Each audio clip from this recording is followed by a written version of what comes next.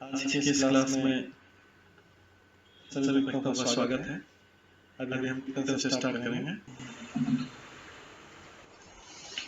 जय राधा माधव कुंज बिहारी, जय राधा माधव कुंज बिहारी, जय गोपीजन वल्लभ गिरिवर धारी, जय गोपीजन वल्लभ गिरिवर धारी, यशोदानंदन व्रज जनरंजन, यशोदानंदन व्रज जनरंजन, यमुना तीरावनचारी,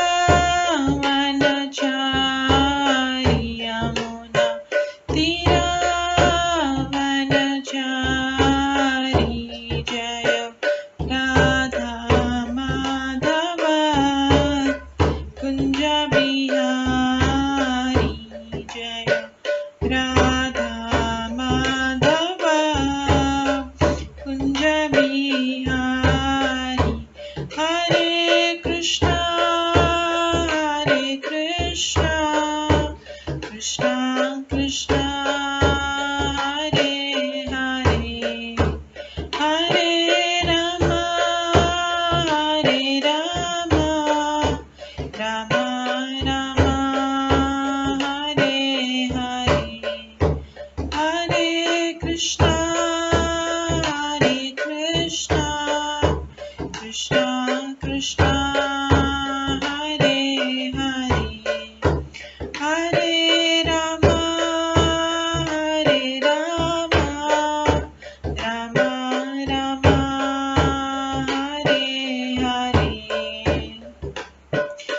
कृष्णा कृष्णा कृष्णा हरे हरे, हरे राम राम राम हरे हरे, हरे कृष्णा कृष्णा कृष्णा हरे हरे, हरे राम राम राम हरे हरे, हरे कृष्णा कृष्णा कृष्णा हरे हरे, हरे राम राम राम हरे हरे, हरे कृष्णा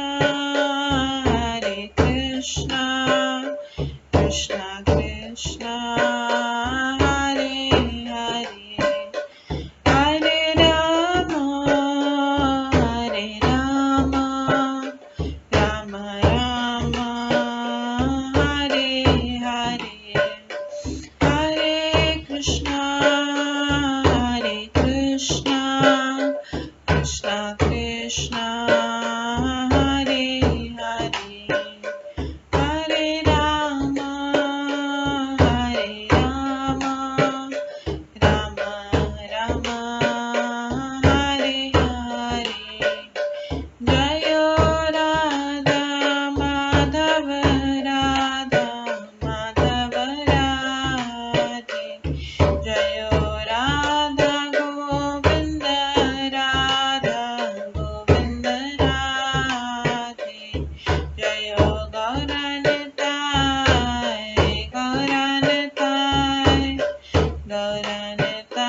जय गौरनिताय, जय जय प्रभुपाद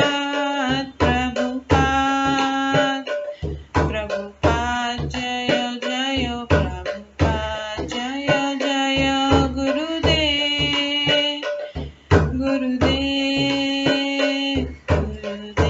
जय जय गुरुदेव, नित्य गौर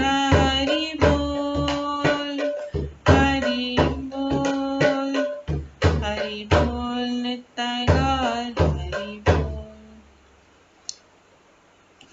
गौर प्रेमानंदे हरि हरि बोल। हरे कृष्णा। आज की इस क्लास में सभी भक्तों का स्वागत है। हम मंगलाचरण से स्टार्ट करेंगे। ॐ अज्ञानतिमिरन्धस्य ज्ञानाञ्जनशलाकया चक्षुरुन्मिलितं येन तस्मै श्रीगुरुवे नमः। श्रीचैतन्यमनोभीष्टं स्थापितं येन भूतले स्वयं रूप कदा मह्यं ददाति स्वपदान्तिकम्। वन्देऽहं श्रीगुरो श्रीयुतपदकमलं श्रीगुरुं वैष्णवांश्च श्रीरूपं साग्रजातं सहगण रघुनाथान्वितं तं सजीवं साद्वैतं सावधूतं परिजनसहितं कृष्णचैतन्यदेवं श्रीराधाकृष्णपादान् सहगण ललिता श्रीविशाखान्वितांश्च नमो विष्णुपदाय कृष्णपृष्ठाय भूतले श्रीमते भक्तिवेदान्त स्वामिन्निति नामिने।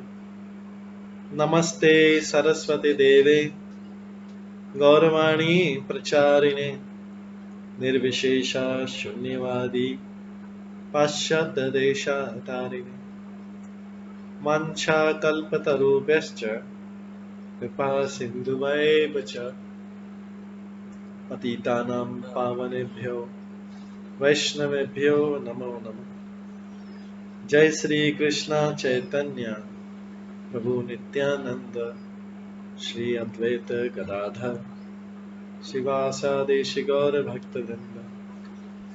हरे कृष्णा कृष्णा कृष्णा हरे हरे, हरे राम राम राम हरे हरे। ओम नमो भगवते वासुदेवाय। ओम नमो भगवते वासुदेवाय। ओम नमो भगवते वासुदेवाय। नारायणं नमस्कृत्य नरं चैव नरोत्तमं देवीं सरस्वतीं व्यासं ततो जयमुदीरये। नष्टप्रायेषु भद्रेषु नित्यं भागवत सेवया भगवते उत्तम श्लोके भक्तिर्भवति नैष्ठिकी। कृष्णाय वासुदेवाय देवकी नंदनाय च नन्दगोपकुमाराय गोविन्दाय नमो नमः। सर्ववेदान्तसारमे श्रीभागवतम् इष्यते तद्रसामृतात् नान्यत्र स्याद्रति क्वचित्। आराध्यो भगवान् ब्रजेश कन्यस्तनधाम वृन्दावन रम्या काचिदुपासना व्रजवधूवर्गेण या कल्पिता। श्रीमद्भागवतं प्रमाणम् अमलं प्रेमकुमार्थमः श्रीचैतन्यमहाप्रभुमतम् इदं तत्रादरो न परम्। मूकं करोति वाचालं पङ्गुलङ्घयते गिरिं यत्कृपातमहं वन्दे परमानन्दमाधवम्। हरे कृष्णा।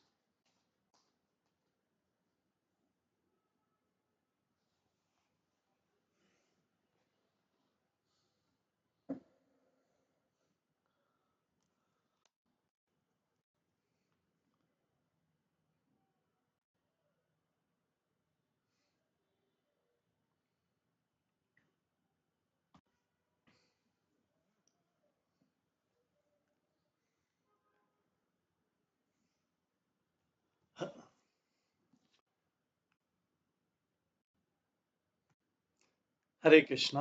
आज हरे कृष्णा। आज की इस क्लास में सभी भक्तों का स्वागत है। कल हम श्रवण कर रहे थे श्रीमद् भागवतम के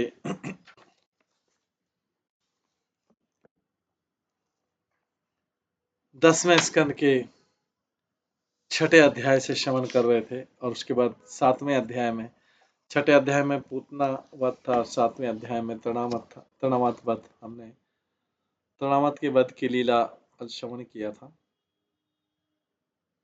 आज उसी के आगे हम भगवान की आगे की लीलाओं का श्रवण करेंगे।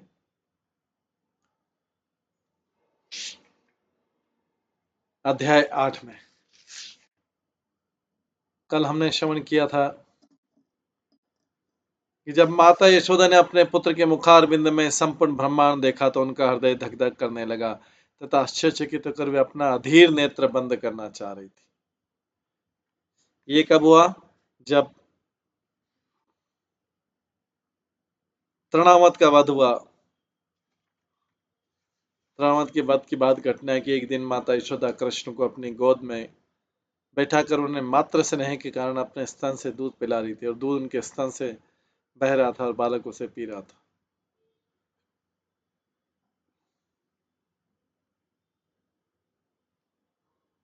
हे राजा परीक्षित, जब बालक कृष्ण अपनी माता का दूध पीना लगभग बंद कर चुके थे और माता यशोदा उनके सुंदर कांतिमान हंसते मुख को छू रही थी और निहार रही थी तो बालक ने जमाई ली और माता यशोदा ने देखा कि उनके मुंह में पूरा आकाश, उच्चलोक तथा पृथ्वी, सभी दिशाओं के तारे, सूर्य, चंद्रमा, अग्नि, वायु, समुद्र, द्वीप, पर्वत, नदी, जंगल तथा चराचर सभी प्रकार के जीव समाये हुए।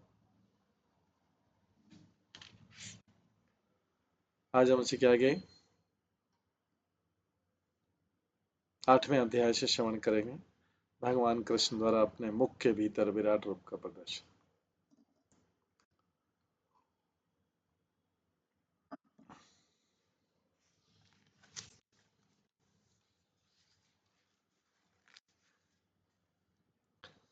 आठवां अध्याय 10वें स्कंद का भगवान कृष्ण द्वारा अपने मुख के भीतर विराट रूप का प्रदर्शन।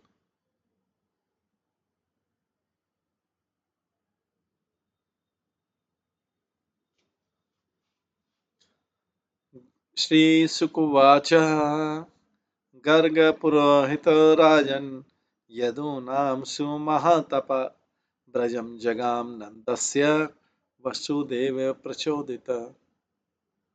सुखदेव गोस्वामी ने कहा है, महाराजा परीक्षित, तब यदुकुल के पुरोहित एवं तपस्या में बढ़े चढ़े गर्ग मुनि को वसुदेव ने प्रेरित किया कि वे नंद महाराज के घर जाकर उन्हें मिले।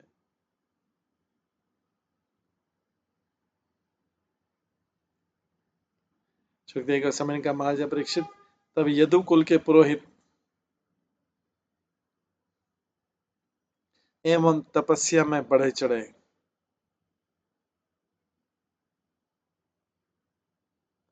गर्ग मुनि को वसुदेव ने प्रेरित किया कि वे नंद महाराज से जाकर मिले। गर्ग मुनि जो थे बहुत बड़े पुरोहित थे, ज्योतिषाचार्य थे, तो मथुरा में थे। अब वसुदेव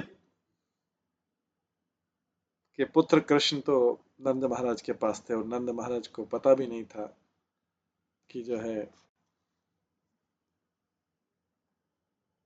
ये वसुदेव के पुत्र हैं। नंद महाराज तो अपने ही पुत्र मान रहे थे, लेकिन वसुदेव को अपने पुत्र कृष्ण का नामकरण करने की और दूसरे संस्कार करने की चिंता थी। तो मथुरा से वसुदेव ने प्रेरित किया। ये सब कंस के डर से हो रहा है। तो मथुरा में गर्ग मुनि थे। वसुदेव ने उनको प्रेरित किया कि आप जाके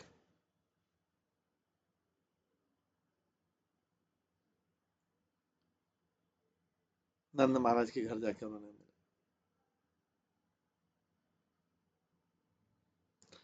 तमा दृष्टा परम प्रीतः प्रत्युत्थाय कृतांजलि अनर्च्याद्योक्ष्य धिया प्रणिपात पुरःशरम। तब नंद महाराज ने गर्ग मुनि को अपने घर में उपस्थित देखा।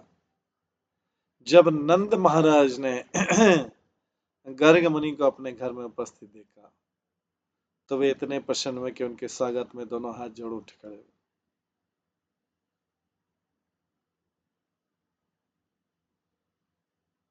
वसुदेव के कहने पर वसुदेव ने कारण बताया कि कंस के डर से हम गुप्त रूप से इनका नामकरण संस्कार करेंगे तो अच्छा रहेगा। जब नंद महाराज ने गर्ग मुनि को अपने घर में उपस्थित देखा तो वे इतने प्रसन्न है कि उनके स्वागत में दोनों हाथ जोड़ उठ खड़े हुए। यद्यपि गर्ग मुनि को नंद महाराज अपने आंखों से देख रहे थे, गर्ग मुनि को नंद महाराज अपनी आंखों से देख रहे थे, किंतु वे उन्हें अदोक्ष्य मान रहे थे, अर्थात वे भौतिक इंद्रियों से दिखाई पड़ने वाले सामान्य पुरुष नहीं थे। सुपविष्टम कुलातिथ्यम सुपविष्टम कृतातिथ्यम गिरा सुनृत्या मुनिम नंदयित्वा ब्रवीत ब्रह्मन् पुण्यस्य कर्माम किम। जब अतिथि के रूप में गर्ग मुनि का स्वागत हो चुका और वे ठीक से आसन ग्रहण कर चुके,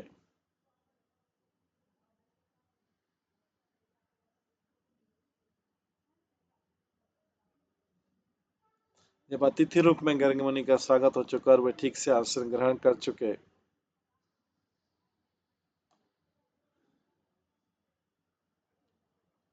तो नंद महाराज ने भद्र तथा विनीत शब्दों में निवेदन किया।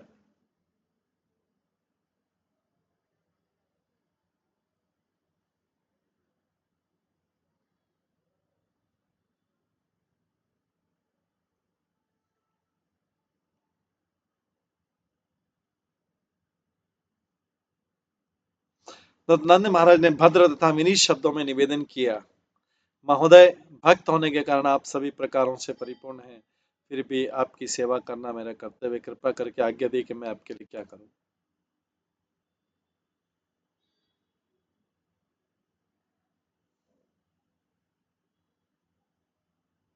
नंद महाराज ने इस प्रकार से गर्ग मुनि का स्वागत किया। जब गर्ग मुनि ने ठीक से आसन ग्रहण किया तो नंद महाराज, ये सामान्य एटिकेट्स, महत विचलनम नृणाम ग्रहीणामदीन चेतसाम निश्रेयसाय भगवान कल्पते नन्था क्वचित। हे महानुभाव, हे महान भक्त, आप जैसे पुरुष अपने स्वार्थ के लिए नहीं अपितु दीन चित्त ग्रस्तों के लिए स्थान स्थान पर जाते रहते हैं, अन्यथा इस तरह जगह जगह घूमने में उन्हें कोई रुचि नहीं।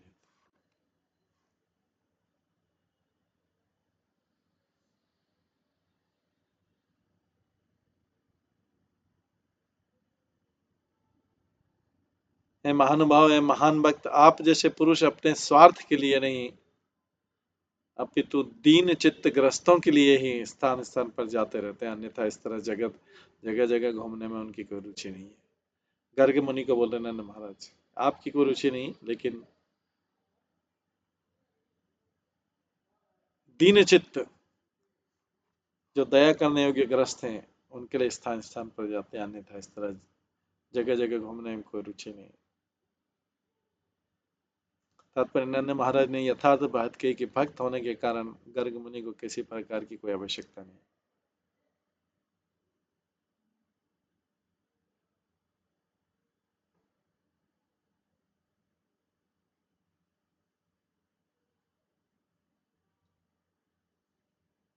इस तरह जब कृष्ण आते हैं तो उन्हें कोई आवश्यकता नहीं होती, क्योंकि पूर्ण आत्मा नाम है, फिर भी वे भक्तों की रक्षा करने तथा दुष्टों का विनाश करने के लिए इस भौतिक जगत में अवतरित होते हैं। परित्रणाय साधूनां विनाशाय दुष्कृत, भगवान का यही व्रत है और भक्तों का भी यही सेवा व्रत होता है।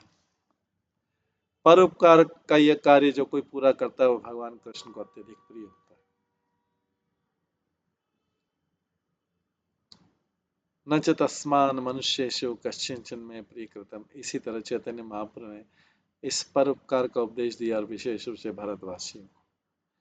भारत भूमि ते हिले मनुष्य जन्म जार, जन्म सार्थक करी कर परोपकार।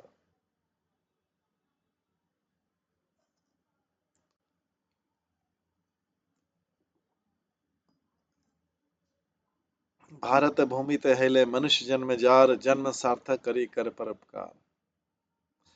जिसने भारत भूमि में मनुष्य के रूप में जन्म लिया है, उसे अपना जीवन सफल बनाना चाहिए।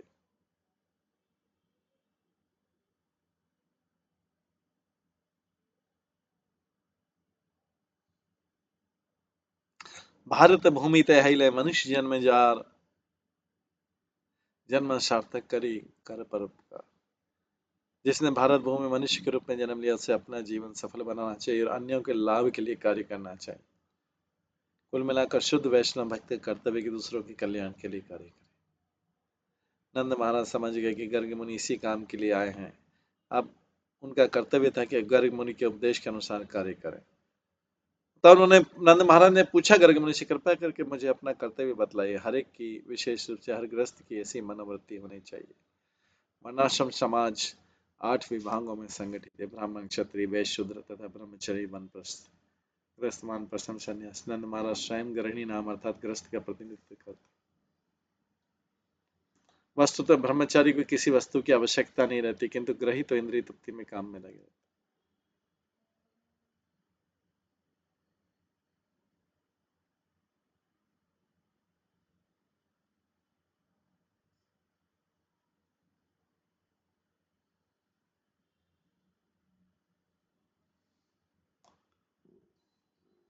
भगवद गीता में कहा गया है, भोगेश्वरीय प्रसक्ता नाम तया पत चेत साम। हर व्यक्ति इस जगत में अपनी इंद्रिय तृप्ति के लिए आया है।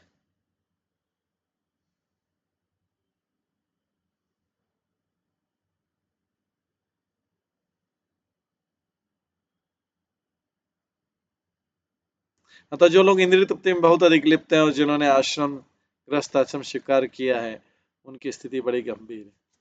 चूंकि इस जगत में हर व्यक्ति इंद्रिय तृप्ति की खोज में लगा रहता था, तो ग्रस्तों को महत अर्थात महात्मा बनने का प्रशिक्षण मिलना चाहिए। गर्ग मुनि को नंद महाराज के यहाँ जाने से कोई स्वार्थ न था। अभी तो ग्रस्त होने के कारण नंद महाराज जीवन का असली लाभ उठाने के लिए किसी भी महात्मा से उपदेश ग्रहण करने के लिए सदैव तैयार रहते।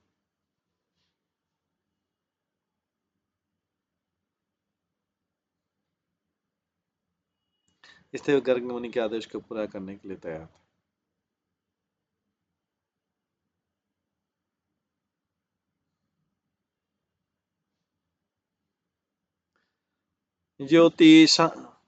ज्योतिषाम आयनम साक्षात यत्तत् ज्ञानम अतेन्द्रियम प्रणीतम भवता येन पुमान वेद परावरम।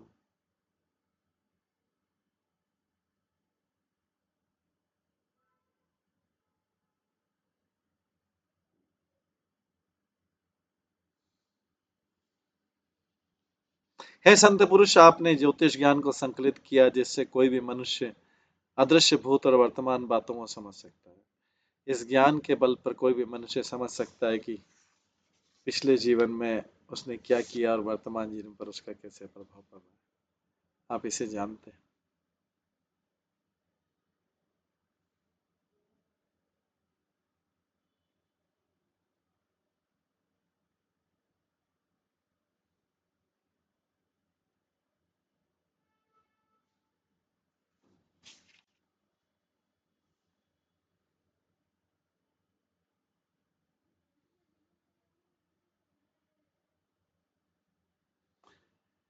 नंद महाराज गर्ग मुनि की प्रशंसा करते हैं, उनका ग्लोरिफिकेशन करते हैं कि संत पुरुष,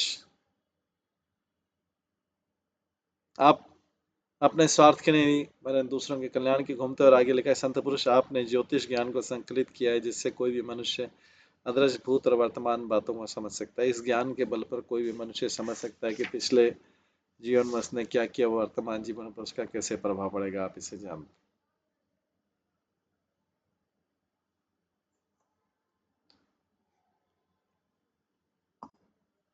तात्पर्य, भाग्य की परिभाषा दी जाती है। ऐसे बुद्धिहीन व्यक्ति जो जीवन का अर्थ नहीं समझते हुए पशु तुल्य हैं। पशु न तो जीवन के भूत वर्तमान तथा भविष्य को जानते हैं, नहीं इसे समझ सकते, किंतु धीर मनुष्य इसे समझ सकता है। जैसा कि भगवत गीता में कहा गया, धीरस्तत्र न मुह्यति, धीर व्यक्ति मोहित नहीं होता है। सच्चाई तो है कि जीवन शाश्वत है, फिर भी इस भौतिक जगत में मनुष्य को एक शरीर बदल कर दूसरा शरीर धारण करना पड़ता है। इस युग में तो मूर्ख लोग इस सच्चाई को भी नहीं समझ पाते। दैनो दैनोस्मिन यथा देहे कौमारम यौवनम जरा तथा देहांतर प्राप्ति धीरस्तत्र न मुह्यते।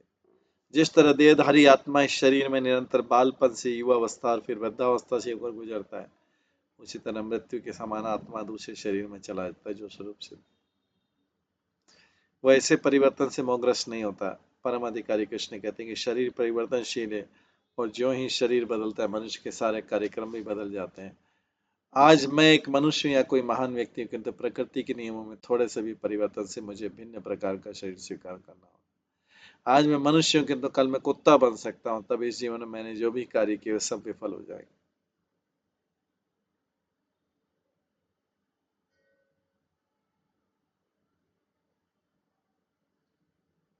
इस सच्चाई को विरले ही समझ पाते हैं, किंतु जो धीर है वो इसे समझ सकता है।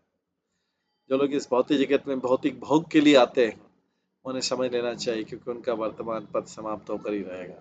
अतः उन्हें अपने कर्म करने के प्रति सावधान रहना चाहिए।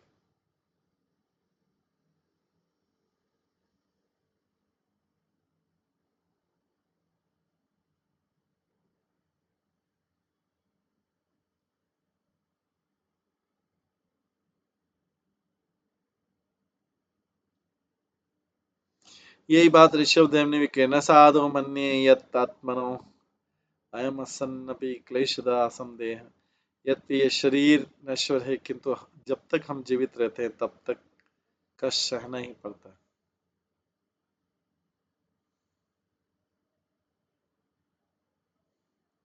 चाहे जीवन अल्प या दीर्घ, हर एक को भौतिक जीवन के तीन ताप सहने ही होंगे।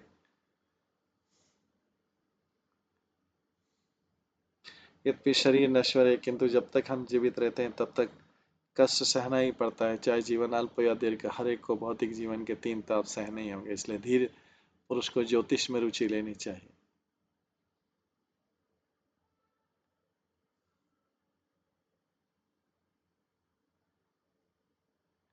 नंद महाराज गर्ग मुनि की उपस्थिति का लाभ उठाना चाहते थे, क्योंकि गर्ग मुनि ज्योतिष कान के प्रकांड पंडित थे, जिससे मनुष्य भूत वर्तमान और भविष्य की अदृश्य घटनाएं देख सकता है। पिता का कर्तव्य कि अपनी संतानों की ज्योतिष जता जाने और उनके सुख के लिए जो भी आवश्यक हो करे। परंतु गर्ग मुनि की उपस्थिति का लाभ उठाने की दृष्टि से नंद महाराज ने सुझाव रखा कि गर्ग मुनि के दोनों पुत्रों कृष्ण तथा बलराम की जन्म कुंडली तैयार कर।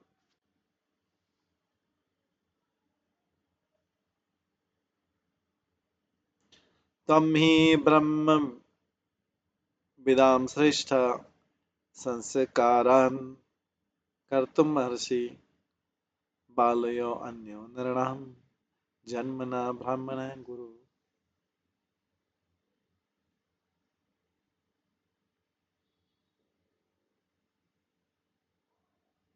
हे प्रभु, आप ब्राह्मणों में श्रेष्ठ हैं, विशेषतया क्योंकि आप ज्योतिष शास्त्र से भली भांति अवगत हैं। अतः आप सहज ही हर व्यक्ति के आध्यात्मिक गुरु हैं। ऐसा होते हुए चूंकि आप कृपा करके मेरे घर आए हैं, अतः आप मेरे दोनों पुत्रों का संस्कार संपन्न करें।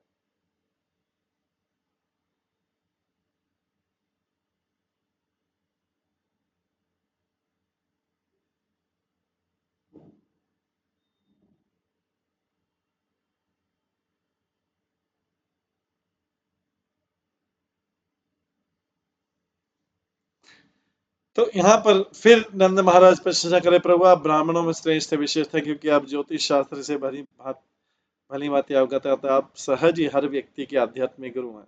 नेचुरली आप सबके गुरु हैं, क्योंकि आप ब्राह्मणों में श्रेष्ठ हैं। ऐसा होते है चूंकि आप कृपा करके मेरे गाय आता है, आप मेरे दोनों पुत्रों का संस्कार संपन्न करें। तो भगवत गीता में भगवान कृष्ण कहते हैं, चातुर्मण्यम मया सृष्टम गुण कर्म विभाग। समाज में ब्राह्मण क्षत्रिय वैश्य तथा शूद्र इन चारों वर्णों का होना ही चाहिए। सारे समाज के मार्गदर्शन के लिए ब्राह्मणों की आवश्यकता पड़ती है। यदि वर्णाश्रम धर्म जैसा कोई संस्थान नहीं होता और यदि मानव समाज में ब्राह्मण जैसा कोई मार्गदर्शक नहीं रहता तो मानव समाज नरक बन जाता। कलयुग में विशेष रूप से वर्तमान समय में असली ब्राह्मण जैसा कोई नहीं रह गया, अतः समाज अस्त व्यस्त हो गया। पहले योग्य ब्राह्मण होते थे, किंतु वर्तमान समय में यद्यपि अपने को ब्राह्मण कहलाने वाले लोग तो हैं, किंतु उनमें समाज का मार्गदर्शन करने की क्षमता नहीं है। इसलिए कृष्ण भावना मत आंदोलन मानव समाज में वर्णाश्रम प्रणाली का पुनः सूत्रपात कराने को उत्सुक। जिसे जो लोग मोहग्रस्त हैं अथवा कम बुद्धिमान है, वे योग्य ब्राह्मणों से मार्गदर्शन प्राप्त कर सके।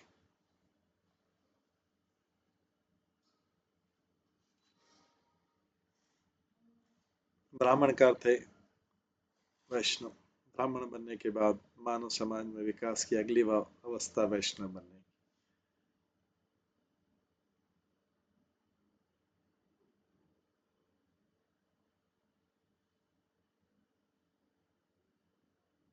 जीवन लक्ष्य तक पहुंचने के लिए सामान्य लोगों का मार्गदर्शन किया जाना चाहिए, अतः उन्हें विष्णु या भगवान को समझना चाहिए। वैदिक ज्ञान की समुची पद्धति इसी सिद्धांत पर आधारित है, किंतु अब लोग लक्ष्य खो चुके हैं। न ते विदुषार्थ गति ही विष्णु, और वे एकमात्र इंद्रिय तृप्ति में लगे रहते हैं, जिसमें उन्हें जीवन के निम्न स्तर में चले जाने का भय रहता है। मृत्यु, संसार, वर्तमान, इससे कोई अंतर नहीं पड़ता कि कोई ब्राह्मण के रूप में जन्मा अथवा नहीं। कोई भी व्यक्ति ब्राह्मण के रूप में जन्म नहीं लेता, वो शूद्र के रूप में जन्मता है।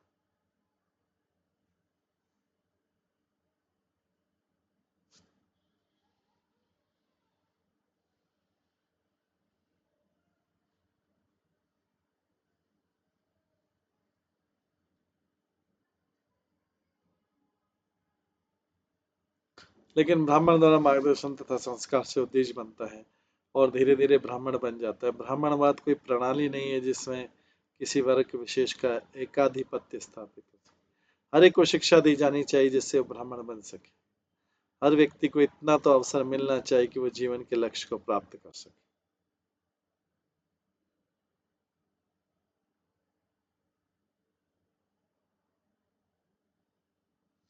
चाहे कोई चाहे ब्राह्मण कुल में जन्म ले, क्षत्रिय अथवा शूद्र परिवार में, उसे उचित ब्राह्मण का मार्गदर्शन मिलना चाहिए और उसे वैष्णव के सर्वोच्च पद तक पहुंचना चाहिए।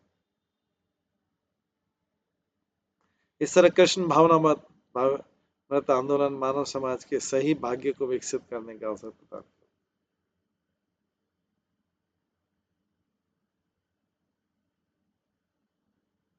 नंद महाराज ने गर्ग मुनि की उपस्थिति का लाभ उठाते हुए उनसे प्रार्थना की कि उनके दोनों पुत्रों का संस्कार संपन्न करके उन्हें जीवन लक्ष्य की ओर अग्रसर कराने में मार्गदर्शन करें।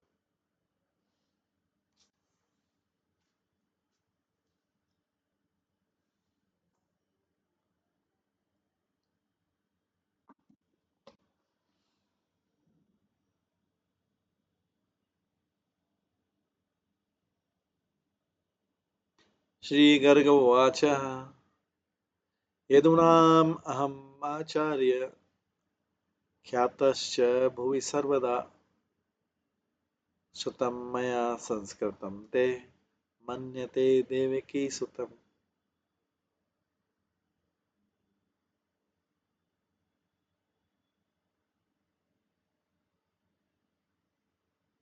गर्ग मुनि ने नंद महाराज की इस प्रार्थना के बाद गर्ग मुनि ने कहा, मैं है नंद महाराज में यदुकुल का पुरोहित हूँ।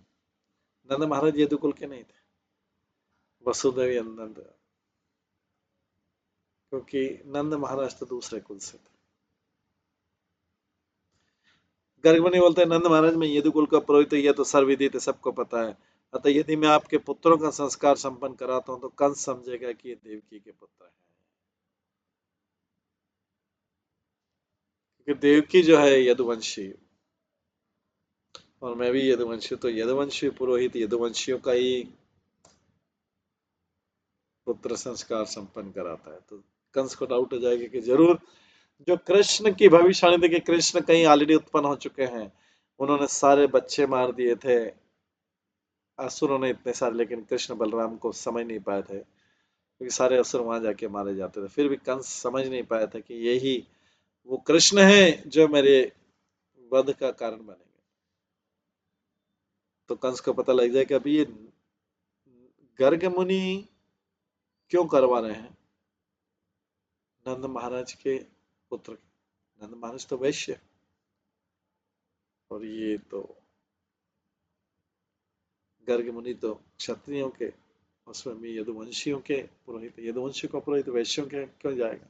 इसका मतलब है कि उधर शायद कोई क्षत्रिय पुत्र है या यदुवंशी है जिसके जिसके पुत्र का संस्कार करने जा रहे हैं। ये समझ के उसको डाउट हो जाएगा और कृष्ण को मार सकते, महान संकट पैदा हो जाएगा। यह तर्क दिया जा सकता है कि यद्यपि गर्ग मुनि यदुवंश के पुरोहित और नंद महाराज भी यदुवंशी थे, किंतु नंद महाराज क्षत्रिय कर्म नहीं कर रहे थे। खाली यदुवंश में होते क्षत्रिय कर्म नहीं कर रहे थे, वैश्य कर्म कर रहे थे। इसलिए गर्ग मुनि कहा, यदि मैं आपके पुरोहित के रूप में कर्म हुआ तो इससे पुष्टि हुई कि कृष्ण देव की पुत्र है।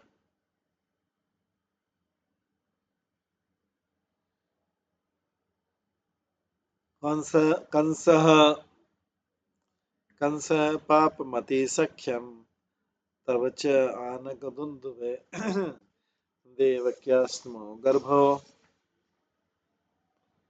न स्त्री भवितुं मारतीति।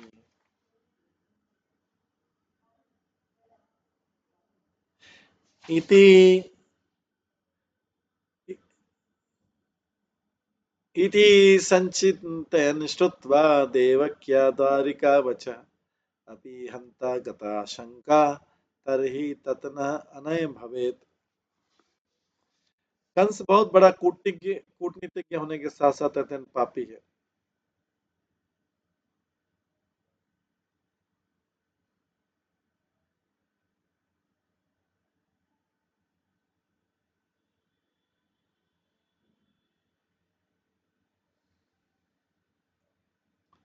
अतः देवकी की पुत्री योगमाया से यह सुनने के बाद, क्योंकि योगमाया, देवकी की पुत्री योगमाया उसी की अंश दुर्गा देवी थी जिसने भविष्यवाणी की थी। कंस ने भविष्यवाणी सुनने चुकने के बाद कि देवकी के 8वें गर्भ से पुत्री उत्पन्न नहीं हो सकती और जानते हुए कि वसुदेव से आपकी मित्रता है, जब कंस यह सुनेगा कि यदुकुल के पुरोहित मेरे द्वारा संस्कार कराया गया, गर्ग मुनि बोल रहे हैं, तो वो इन सब बातों से निश्चित रूप से संदेह हो जाएगी कृष्ण देवकी का तथा वसुदेव का पुत्र। तब वो कृष्ण को मार डालने का उपाय करेगा और ये महान विपत्ति सिद्ध होगी।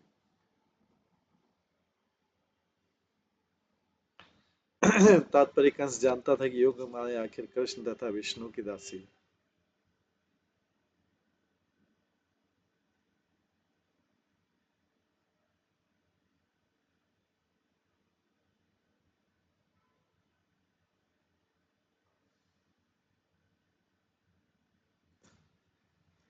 कंस जानता था कि योग माया आखिर कृष्ण तथा विष्णु की दासियत है। भले वो देवकी की पुत्री के रूप में उत्पन्न हुई हो, किंतु हो सकता है कि उसे यह तथ्य प्रकट करने के लिए मना किया गया।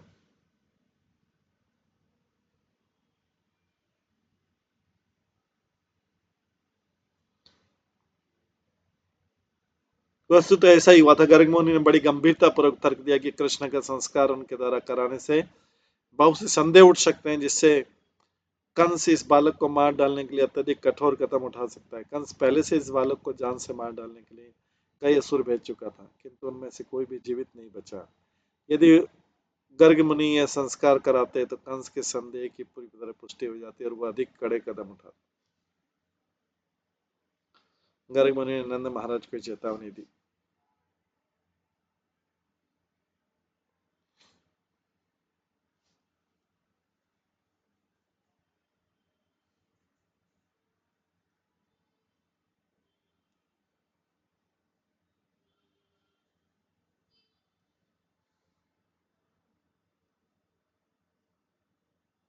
श्री नंद उवाच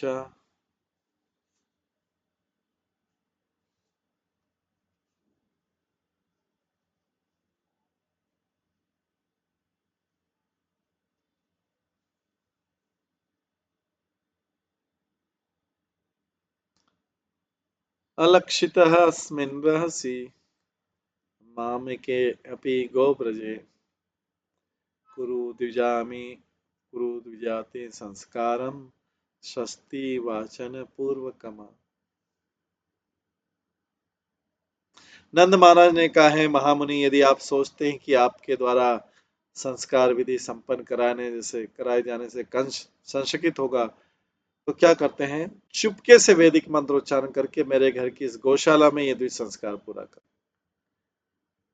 तो भी नंद महाराज सजेस्ट करेंगे, ठीक है, आपको डाउट लगता है कि कंस को पता लगता है कि ये कृष्ण बलराम ही देवकी के पुत्र हैं, तो चुपचाप गौशाला में संस्कार करा लेते हैं, यदि संस्कार पूरा करें, जिससे और तो और मेरे संबंधी तक नहीं जान पाए, क्योंकि संस्कार अत्यंत अत्यंत आवश्यक।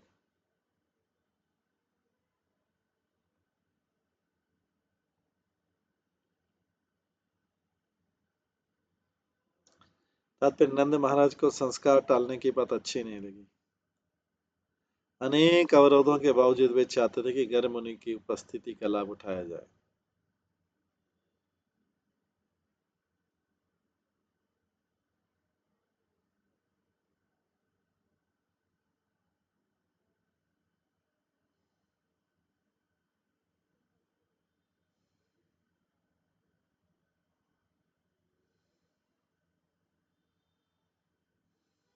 और जो आवश्यक हो उसे किया जाए।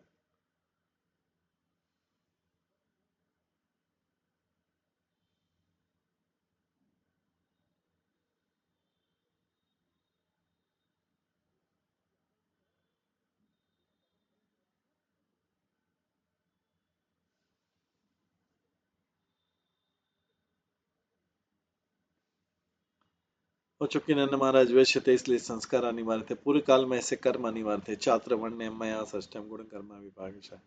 इन संस्कारों के बिना समाज पशुओं का समाज माना जाता है, इसलिए संस्कार कराना जरूरी है। गर्ग मुनि की उपस्थिति से लाभ उठाने के बाद नंद महाराज नामकरण संस्कार को बिना तड़क भड़क के गुप्त रूप से ही संपन्न करना चाह रहे थे। अतः संस्कार के अवसर को मानव समाज का अनिवार्य कर्तव्य मानना चाहिए, किंतु कलयुग में लोग इस अनिवार्यता को भूल चुके हैं। मंद समंद मतयो मंद भाग्य। इस युग में लोग बुरे और अभागे हैं, वे अपने जीवन को सफल बनाने के लिए वैदिक आदेशों को स्वीकार नहीं करते।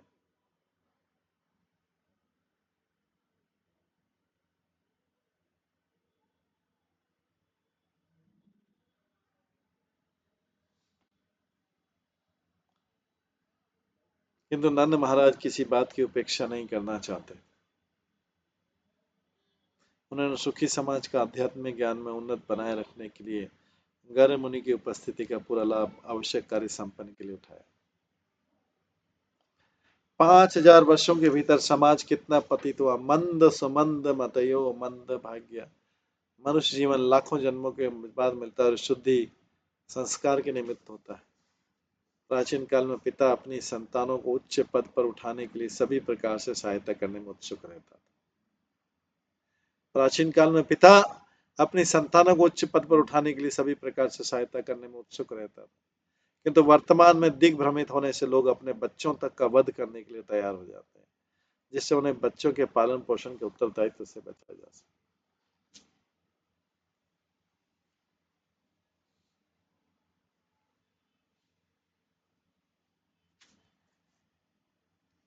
श्री शुकवाच एवं संप्रार्थित विप्र सचिकीर्षितम् एव ततः चकार नामकरणं गूढ़रसि बालयो। सुखदेव गोस्वामी ने आगे कहा, जब नंद महाराज ने गर्ग मुनि से विशेष प्रार्थना की कि वे जो कुछ पहले से करना चाहते थे उसे करें,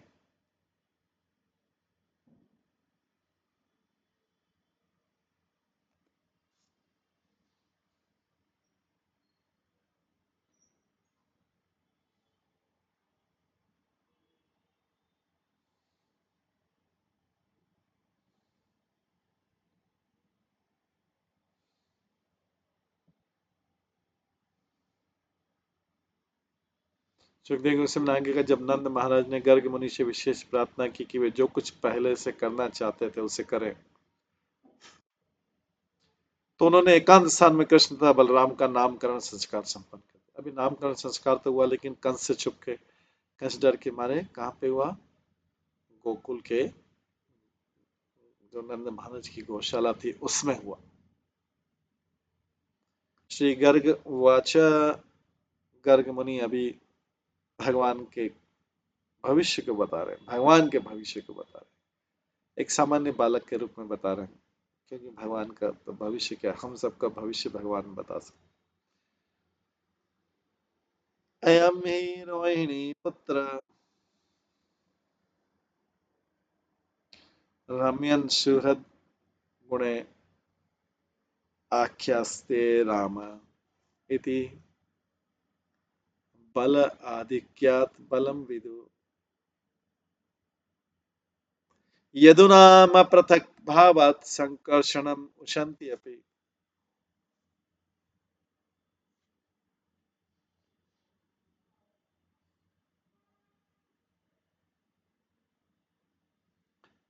गर्ग मुनि का रोहिणी पुत्र अपने दिव्य गुणों से अपने संबंधियों तथा मित्रों को सभी तरह का सुख प्रदान करेगा।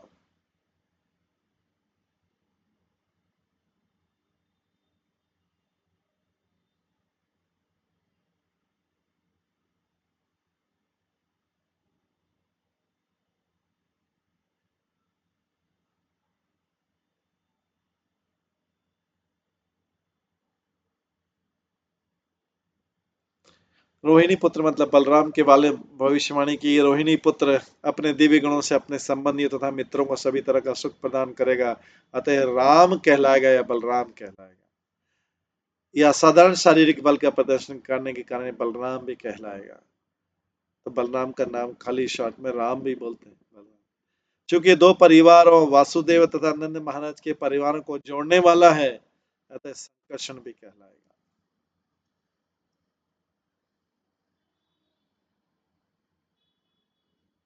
तात्पर्य बलदेव वसुदेव देवकी पुत्र थे, किंतु उन्हें देवकी गर्भ से रोहिणी के गर्भ में स्थानांतरित कर दिया गया था, यह तथ्य प्रकट नहीं किया गया। हरिवंश के पुराण के अनुसार प्रत्युवाच ततो राम सर्वास्थान स्थान यादवेश्यपि सर्वेषु भवन्तो मम वल्लभ।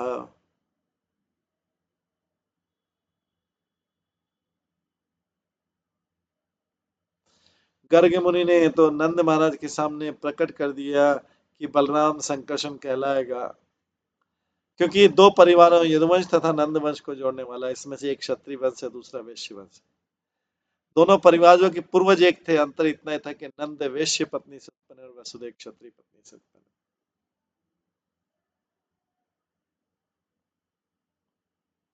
बाद में नंद महाराज ने वैश्य कन्या से विवाह किया।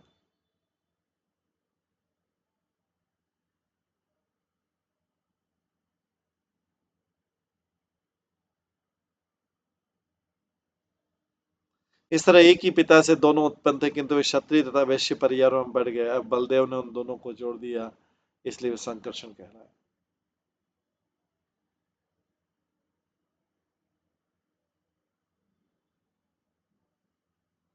आसन वर्णात्रय अस्य ग्रहते अनुयुगम तनु शुक्ल रक्त तथा पीता इदानीं कृष्णता गतम। अब दूसरे पुत्र के बारे में बता रहे,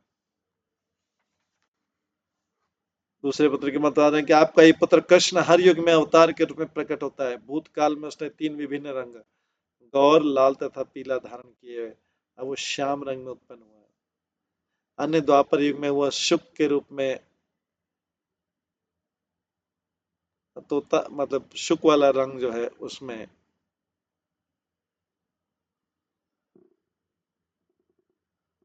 अब ऐसे सारे अवतार कृष्ण में एकत्र हो गए हैं।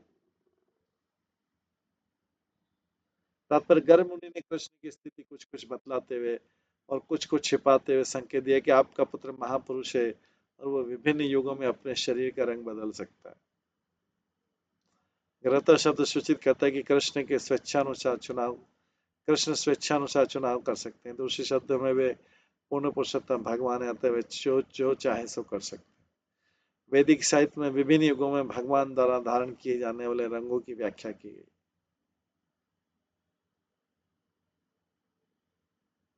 अतः जब गर्ग मुनि ने कहा कि आपका पुत्र ये रंग धारण कर चुका है, तो अप्रत्यक्ष रूप से उन्होंने कहा कि ये भगवान है।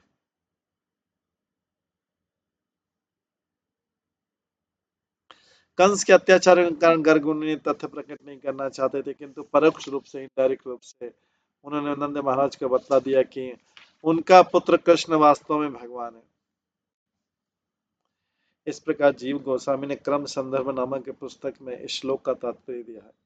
प्रत्येक युग में भगवान या तो श्वेत या लाल या पीले रंग में प्रकट होते, किंतु इस बार वे अपने मूल काले श्याम रूप में साक्षात प्रकट हुए। जैसा कि गर्ग ने भविष्यवाणी की, उन्होंने नारायण की शक्ति प्रदर्शित की। चूंकि इस रूप में भगवान पूर्ण रूप में स्वयं का प्रदर्शन करते हैं, अतः उनका नाम श्री कृष्ण था सर्वाकर्षक। वस्तुतः कृष्ण सारे अवतारों के स्रोत एवं विभिन्न अवतारों के भिन्न भिन्न स्वरूप में कृष्ण निहित रहते हैं। जब कृष्ण अवतरित होते हैं तो अन्य अवतारों के सारे गुण उनमें पहले से वर्तमान रहते हैं।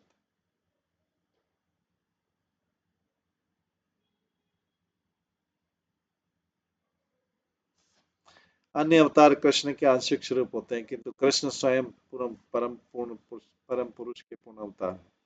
ये समझ लेना चाहिए कि परम पुरुष चाहे शुक्ल के रूप में प्रकट हो, चाहे रक्त या पीत के रूप में, वे रहते वही पुरुष।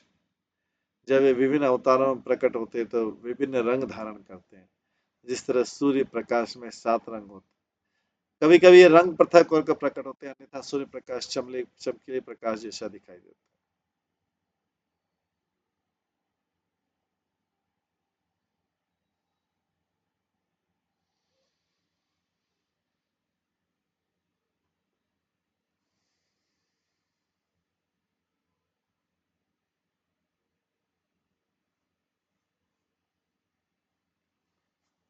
श्रीमद् भागवत वर्णनाय अवतार असंख्य हरे सत्व निधे द्विजा यथा विदासीन है कुल्या सरस शिव सहस्त्रश।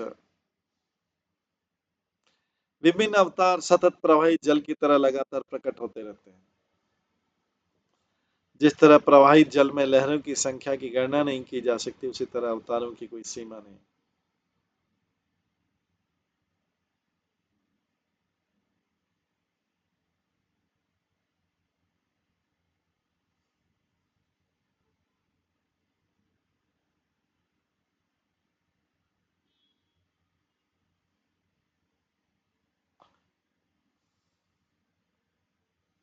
जिस तरह अवतारों की कोई सीमा नहीं, कृष्ण सभी अवतारों का पूर्ण प्रतिनिधित्व करते हैं, क्योंकि समस्त अवतारों के स्रोत है। कृष्ण अंशी और अन्य अंश है, सारे जीव जिसमें हम सभी सम्मिलित हैं अंश। मम एवं शिव जीव लोग जीव भूत सनातन। ये अंश विभिन्न माप के मनुष्य जो क्षुद्रांश है, तथा जैसे देवता विष्णु तथा अन्य सारे जीव परमेश्वर के अंश।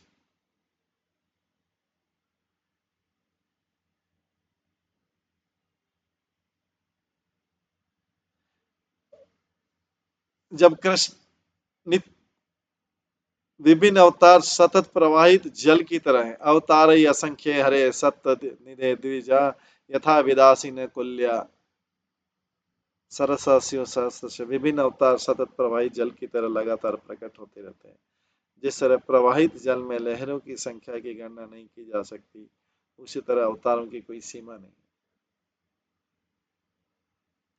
और कृष्ण सभी अवतारों का पूर्ण प्रतिनिधित्व करते हैं, क्योंकि वे समस्त अवतारों के स्रोत हैं। कृष्ण अंशी और अन्य अंश है, सारे जीव जिसमें हम सभी सम्मिलित अंश हैं। मम एवं अंशो जीव लोक जीव भूत सनातन। ये अंश विभिन्न माप के और मनुष्य जो क्षुद्रांश है, तथा देवता विष्णु तथा अन्य सारे जीव परमेश्वर के अंश है। नित्यो नित्यानाम चेतन चेतना नाम। कृष्ण सारे जीवों का पूर्ण प्रतिनिधित्व करते हैं, और जब कृष्ण विद्यमान रहते तो सारे अवतार उनमें निहित रहते।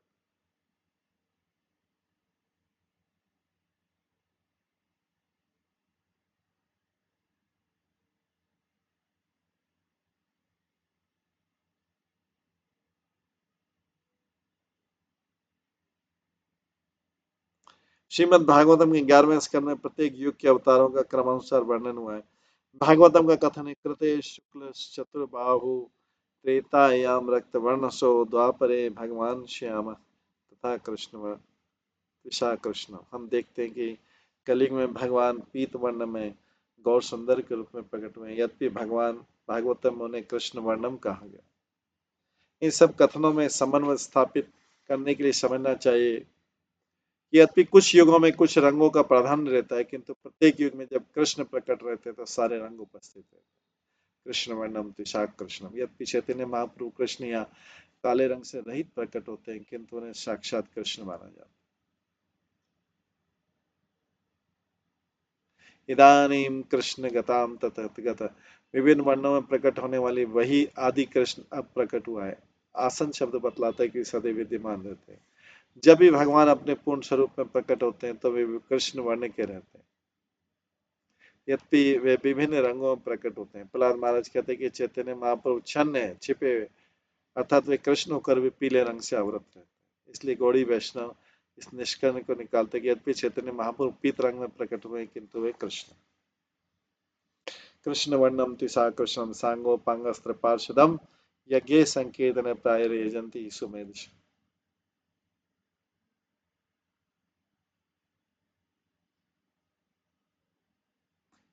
महाप्रभु जो है कृष्ण वर्ण त्रिशा कृष्णम, कृष्ण ही है, लेकिन त्रिशा कृष्णम कलर उनका अकृष्ण। कृष्ण वर्णम त्रिशा कृष्णम सांगोपांग, लेकिन वो अकृष्ण है, मतलब काले नहीं है, गोरे। कृष्ण मतलब काला है। कृष्ण वर्णम त्रिशा कृष्णम, कृष्ण है लेकिन कृष्ण के कलर जैसे नहीं है, गौर है। सांगोपांग, सांगोपांग अस्त्र पार्षदम, अपने साथ अंग उपांग लेके आए, पार्षद लेके आए। यज्ञ संकीर्तन प्राय, इस युग में संकीर्तन यज्ञ एकमात्र धर्म है।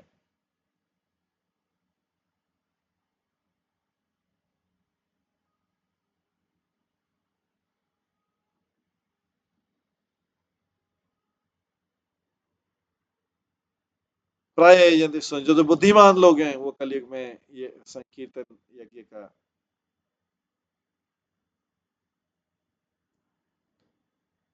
संकीर्तन यज्ञ के द्वारा भक्ति या आत्मा साक्षात्कार पाते। इस तरह से गर्ग मुनि भविष्यवाणी कर रहे हैं, नंद महाराज उन सब भविष्यवाणी को सुन रहे हैं, हॉरोस्कोप बना रहे हैं।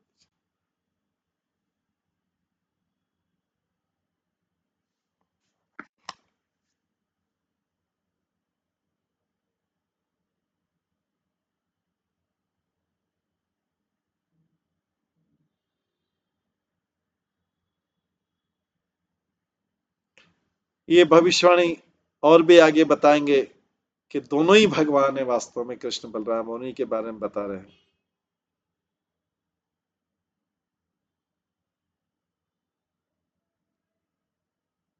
तो आज की क्लास को यहीं पे विराम देते हैं। इसके बाद जो भविष्यवाणी करेंगे वो हम कल की क्लास में श्रवण करेंगे। आज की क्लास में यहीं पे विराम करते हैं। सभी भक्तों का बहुत बहुत धन्यवाद। सब भक्तों के लिए एक बार हरे कृष्ण महामंत्र का जप करते हैं। हरे कृष्णा कृष्णा कृष्णा हरे हरे, हरे राम राम राम हरे हरे।